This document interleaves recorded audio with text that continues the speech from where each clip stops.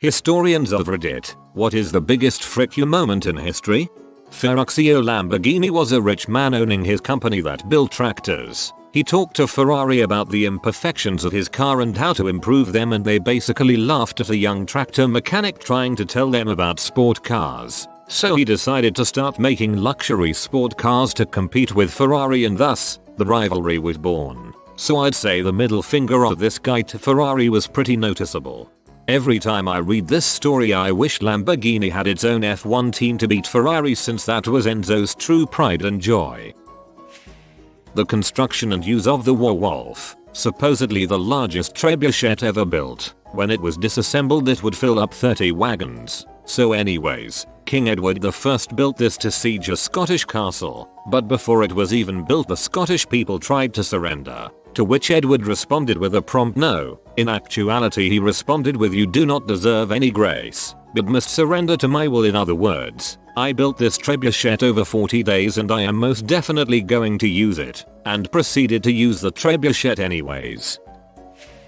In the late 1980s, Nintendo and Sony developed a CD add-on for the Super Nintendo. Nintendo then pulled out of the partnership and opted to work with Philips instead and released the CDI. This move was highly frowned upon because Nintendo had decided to ditch a fellow Japanese company over a foreign one. So Sony picked up the pieces of the project and tried to partner with Sega. The board of directors turned the idea down, saying that's a stupid idea. Sony doesn't know how to make hardware. They don't know how to make software either. Why would we want to do this? At the end, Sony released a game system by the name of PlayStation in 1994 to compete with the Nintendo 64 and outsold their former partners nearly 3-1. Plus it marked the first time that Nintendo wasn't top dog since they released the NES. A pirate known as Jean Lafitte had a bounty of $500 put on him by governor, so he put a $5,000 bounty on the governor. No you. When Otto von Bismarck was about 50, he was walking down a street when a man ran up to him and shot him 5 times. Otto then turned around and began to beat the absolute crap out of him until some armed guards come to help him. When they inspected Otto for wounds, they found that all 5 hit, but they all either just grazed him or bounced off his ribs. Literally the Iron Chancellor. German quality. Napoleon invited his brother-in-law to speak with him before his coronation as emperor to remind the brother-in-law that he objected to Napoleon marrying Josephine because Napoleon would amount to nothing. Now this is the kind of petty frick you I can get behind. In AD 37, the new Roman Emperor Gaius, better known by the nickname Caligula, built a bridge across the sea. It stretched 3 miles across the deep blue waters of the Bay of Naples at ancient Rome's most fashionable seaside resort of Baiae. But Caligula's was no ordinary bridge. It was a temporary, floating structure built on wooden pontoons, a costly and impressive featuring of engineering. It served a single purpose before being dismantled. On a day of boiling heat watched by crowds of spectators, Caligula rode across the bridge. His armor glinted in the sunlight, for the 24-year-old emperor had dressed himself in the golden breastplate of the legendary Greek hero Alexander the Great. On the following day, Caligula made the journey in reverse, this time riding in a chariot, followed by soldiers of his personal guard. It was a pointless piece of showmanship, lost on the majority of the crowd, several of whom fell drunkenly to their deaths in the sea after 2 days partying. One historian claimed Caligula pulled the stunt to disprove a prophecy that he had no more chance of becoming emperor than of riding a horse across the Bay of Baiae. Threatening to make his horse a consul was also in the same vein. It wasn't a serious consideration born out of madness, but rather an insult to the Senate. Either my horse can do a better job than any of you, or I can make my horse consul and you can't do anything about it. So when France exiles Napoleon Bonaparte, the first time, they didn't think to change out military personnel. So he basically rolls up to the first French outpost he gets to, says sup, and begins reassembling an army. By the time he gets to Paris, he's got enough forces that France is like, well, welcome back. Morocco was the first country to recognize the independence of the United States, which was very nice of them. But the reason they did it was that they had a treaty with England which prevented them from tolerating or engaging in piracy against English ships. No such prohibition on American shipping.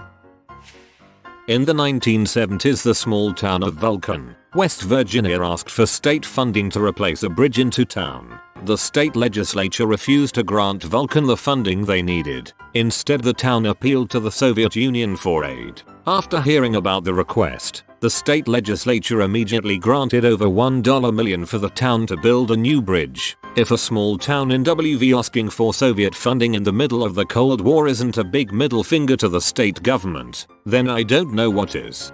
The funny part is that 2 Soviet representatives at the US Embassy actually came over to look at the broken bridge and seriously considered funding the rebuilding to pay off the Americans.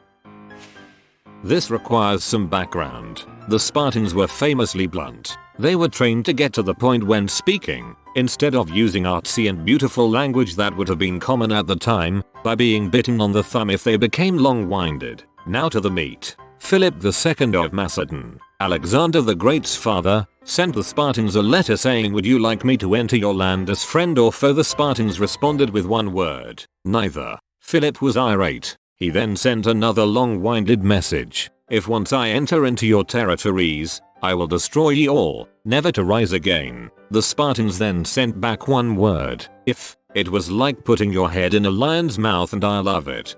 That's where the meaning of laconic comes from. The Australians stealing a tank from no man's land in World War I because they could. After the Restoration, the English dug up the body of Oliver Cromwell and hung, drawn and quartered the body, sticking the head on London Bridge. The Stuarts had form with this. Mary, Queen of Scots, had dead traitors embalmed so that their dead bodies could stand trial and then be drawn and quartered in public. On the crowning of King Henry VII, he backdated his own reign before the date of the Battle of Bosworth, meaning anyone who was loyal to him now but had shown any sign of opposition at Bosworth was now a traitor and an enemy to the realm. Justice served. Frick, that sounds like the premise behind the Blackadder. The first cell phone. The first call ever made from a cell phone was to a competitor's landline. Big dong energy. This is more petty, but when Taft bragged to his friends via telegram about scaling a mountain on horseback, that it was a few thousand feet, clear weather, all in all not too difficult, his friend replied, "How is horse?" Taft was a chunky boy. When Germanic tribes invaded Britain after the Romans left, they named the native Celts Welsc, meaning foreigner, even though they themselves were the foreigners. That later became the word Welsh, which the English promptly adopted for phrases like Welch on a bet. Yeah, but the Welsh language is itself a middle finger to English speakers. Stop sending people to kill me. We've already captured 5 of them, one of them with a bomb and another with a rifle. If you don't stop sending killers, I'll send a very fast working one to Moscow, and I certainly won't have to send another. Tito to Joseph Stalin. If someone made a black comedy TV series about the Eastern Bloc, this would be one of the highlights. Not the biggest, probably, but the first that came to mind. Brigadier General Anthony McAuliffe's response to the Nazi demand that Bastogne surrender. Nuts. Nuts. The general's word echo clear. Nuts. The Nazis shall hear. I'm not an historian, but I know this World War I fact. In 1918, during the Battle of Villers-Britonneux, Major James Robertson made a plan to steal a German tank stuck in no man's land. There was no point in getting it, because it was dangerous going out there and the tank wasn't a threat to anyone. Not giving frick about that, he grouped with 12 other men to retrieve that tank, under machine gun fire and inside mustard gas, just to say to the German army, frick you, look what we got here. Thanks to him and the other men, today that tank is the only original World War I tank we have, and it's called Mephisto. It's not the only original World War I tank, it's the only original German World War I tank. The Second Defenestration of Prague. The Holy Roman Emperor and King of Bohemia sends representatives to the Protestant city of Prague telling them to convert to Catholicism. The representatives get thrown out a window and allegedly landed in a pile of manure. I hate manure. On 30th September 1938, a treaty called Munich Agreement was signed, causing Germany's annexation of Sudetenland, a region of western Czechoslovakia, where many German people lived. It was signed by leaders of UK, France, Italy and Germany. UK and France signed it because Hitler promised. that he won't go to war if he got the Sudetenland. We all know how that turned out, but that's not all. The biggest frick you to Czechoslovakia was that they weren't invited to the meeting. Yes, they weren't invited to the meeting about their own region. Also, France was an ally of Czechoslovakia at the time. So yeah, thanks for support, France. Julius Caesar's death. At least he died surrounded by friends. The first recorded incident of a group project where most of the group doesn't do the fricking work.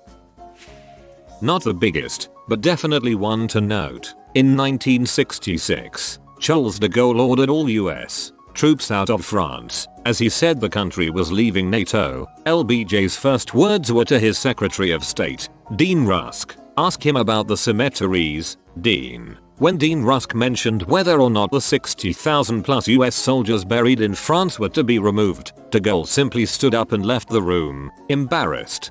It really should be noted for context, this is after decades of animosity starting in World War II, with US generals seeing de Gaulle as potentially the next dictator they'd have to fight. Highlights include threatening to join the Russian sphere if Vietnam were granted independence. Oh boy, that ended well. French surrender in World War II. Hitler dictates that the French capitulation take place at Compiègne, a forest north of Paris. This is the same spot where 22 years earlier the Germans had signed the armistice ending World War I. Hitler intends to disgrace the French and avenge the German defeat. To further deepen the humiliation, he orders that the signing ceremony take place in the same railroad car that hosted the earlier surrender. The armistice is signed on the 22nd of June. Under its terms, 2/3 of France is to be occupied by the Germans. The French army is to be disbanded. In addition, France must bear the cost of the German invasion. I was hoping someone would post this. Hitler later destroyed the railroad carriage when things started going south for the Axis. The Battle of Alesia. Julius Caesar's attacking some Gauls in modern day France, and they go hide in a castle on top of a hill. Caesar's army isn't big enough to take them all at once, and the Gauls have reinforcements coming, so a siege is impossible. So Caesar just builds a bigger castle around the one he's attacking. He literally just built 2 walls back to back and a ring around the castle. The first Gaul army was already too small to defeat Caesar, and his fortifications only gave him a greater advantage. The reinforcements were also unable to defeat Caesar's army now that he was behind several layers of spike pits and both earthen and wooden walls. Plus the Gauls inside had no way to communicate with the reinforcements outside, so they couldn't coordinate attacks. Both Gallic armies were defeated as they attacked Caesar's newly built fortifications, and Caesar emerged victorious. It's probably my favorite battle of all time. Andrew Jackson was walking around Washington, D.C. when an assassin tried to kill him with 2 pistols. Both pistols misfired, and Jackson proceeded to beat the would-be killer within an inch of his life with his cane.